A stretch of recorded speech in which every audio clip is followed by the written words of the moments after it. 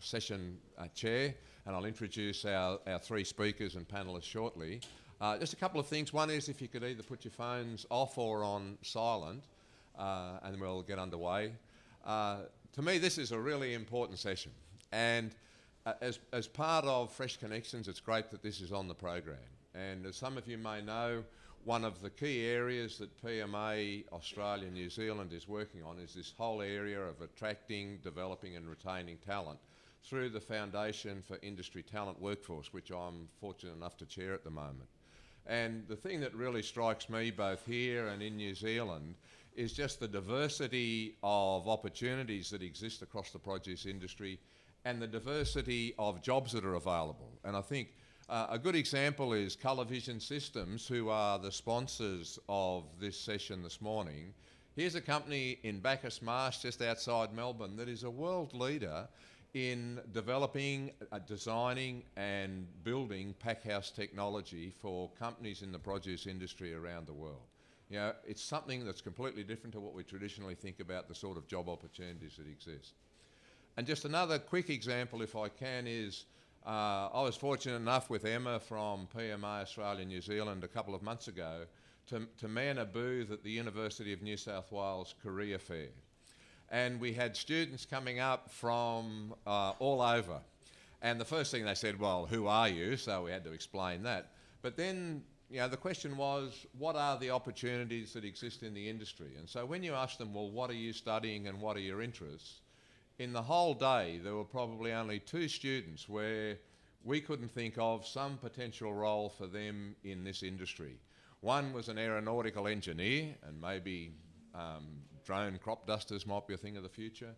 And the other one were 2 women who were studying psychology, and people say, well, we need heaps of them in the industry anyway.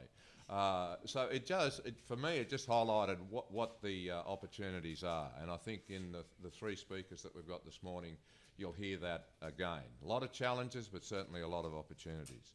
So if I can, our first speaker is Tim Vidler, who's a senior partner in agricultural appointments.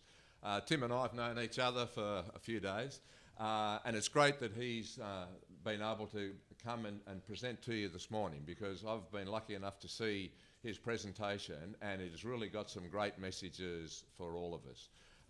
And not only is Tim a senior partner in agricultural appointments, the good thing is, to me, they are the preeminent agricultural, agribusiness, food, life sciences recruiter in Australia. And so he's got this wealth of experience in being able to see what's happening out there and what it means for our produce industry. So please join me in welcoming Tim Vidler.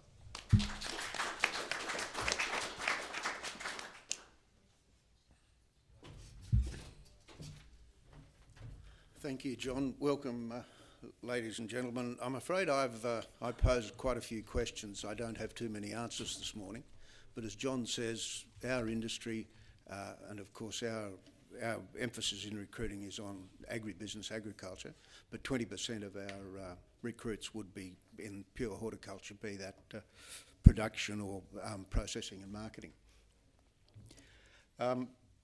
Agricultural appointments. We were established in 1979 when our senior partner at the time, his father sold the farm, so he had to find something to do, so he went to Sydney and looked for a job in agribusiness, agriculture, and unfortunately couldn't find something, but noticed that no one had much affinity with the industry, so he set up the business. In 1996 we expanded into food, into the wine industry, into packaging, and more recently in life sciences. We've got offices in Sydney, Brisbane and Melbourne.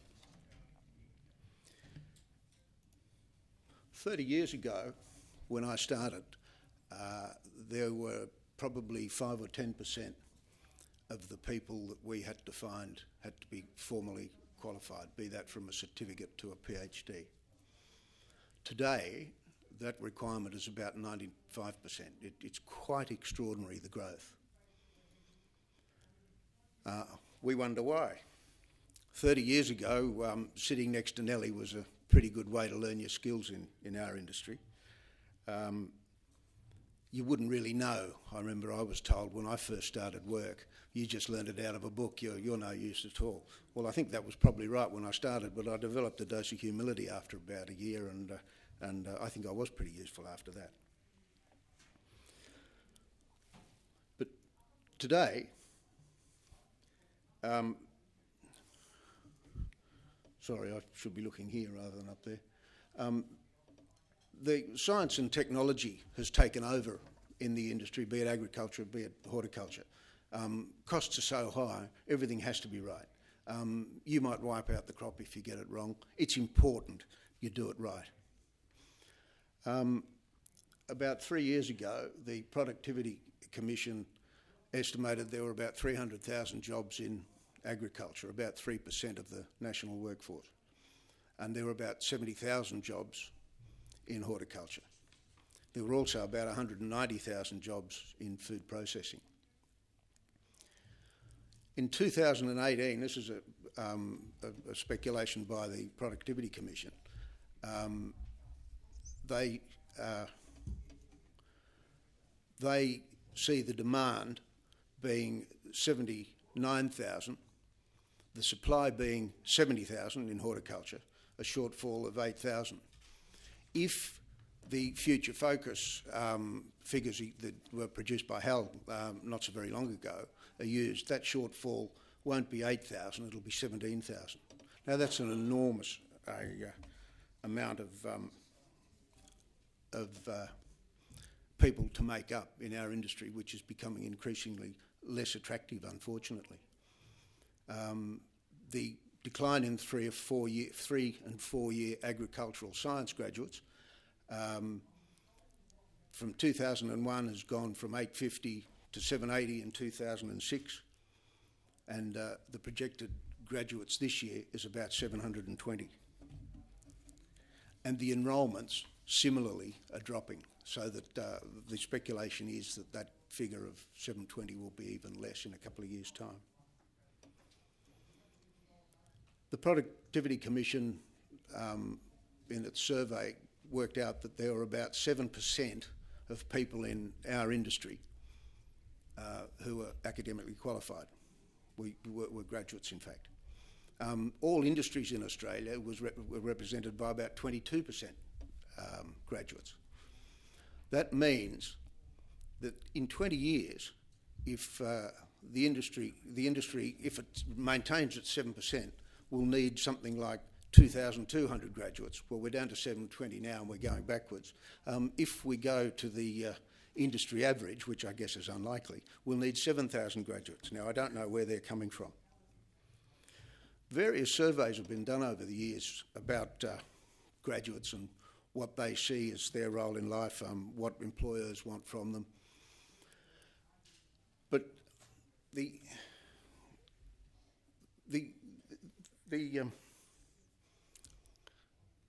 reasons why people aren't going into the industry are pretty straightforward. At schools, they don't do agriculture anymore. In Sydney, for instance, the agricultural high schools are selective, so therefore all the kids who want to become doctors go to them, and very few of them go into agriculture. The school leavers have very little understanding of agriculture. The industry representatives talk the industry down all the time. The media emphasises all the bad news, the droughts, the floods, the environmental problems, the animal cruelty, and we've had a fair old dose of that in the last week. They're anti-GM. We've got the problems of the irrigation industry in the Murray-Darling Basin.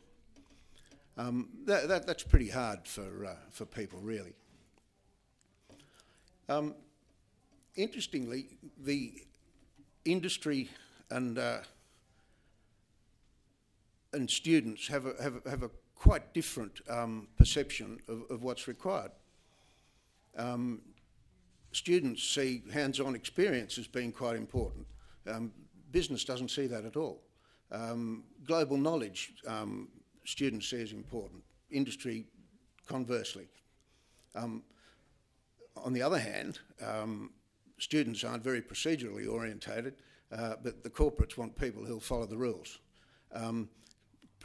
Industry also wants people who have a sense of urgency. On the other hand, various students and corporates agree on a work ethic. That's important. They agree that problem-solving skills are important, and they believe that time management is pretty important as well. The skills employers look for are pretty straightforward. They're obvious, aren't they? Communication skills, teamwork, time management, computer skills, general business knowledge. The personal qualities are obvious. You don't need to be a Rhodes Scholar to see that. Another survey was done, this time not with students and business, but with university staffs and business. And it's quite fascinating there to see the divergence in the first few skills that where business and the university staffs see things totally differently. Business sees a young graduate's ability to communicate as far more important than the university, who regard that as seventh out of 10 characteristics. The ability to learn new skills is not seen as quite so important. Cooperation and teamwork is very important, and similarly down the line. Interesting, about the only areas where they agree are the bits that both of them regard as least important, which is also a bit sad when you think about it.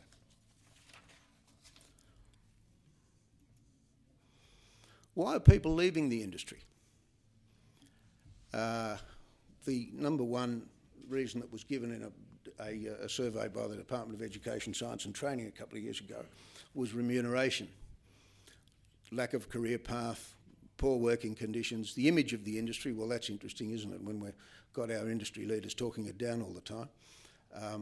Lack of training, and the fact that it's, and this was a quotation from one of the people that was surveyed, was hard, dangerous, seasonal, involving long hours and low pay.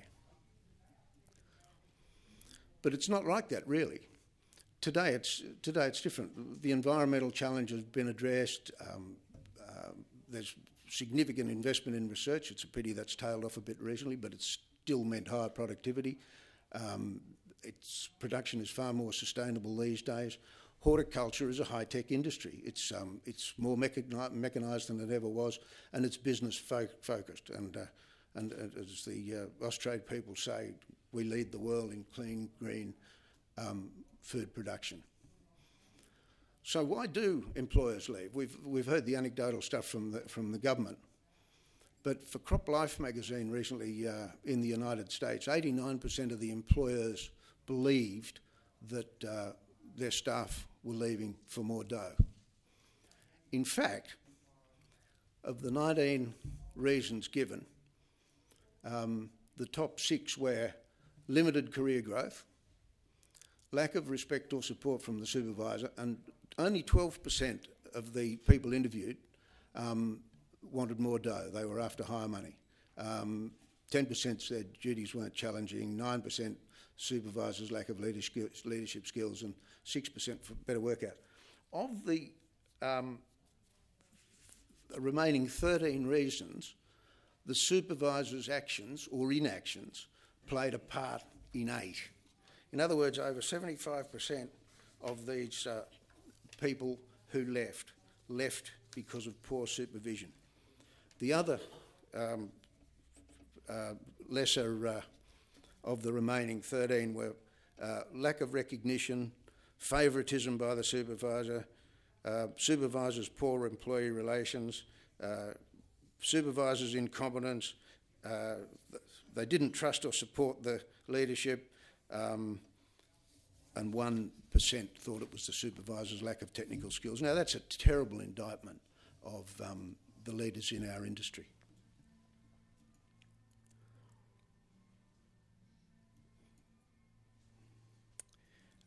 Unfortunately, my slides have got a little bit out of order there. I'm not sure what's happened.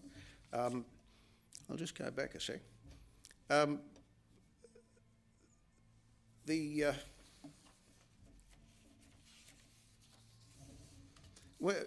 In summary, I suppose, where are we now? We're facing a shortage of graduates, we're facing a shortage of skills, and we're facing a shortage of labour in the industry. What can we do?